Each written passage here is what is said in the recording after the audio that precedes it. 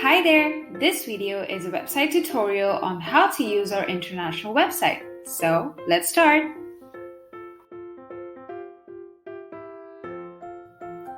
To get a code, select a product that you are interested in. Click on the product and check all the information related to it.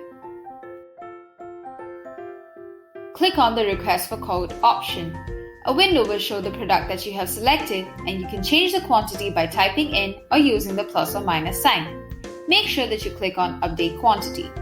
Once you are done, you can continue shopping and add products that you would like to get a code for.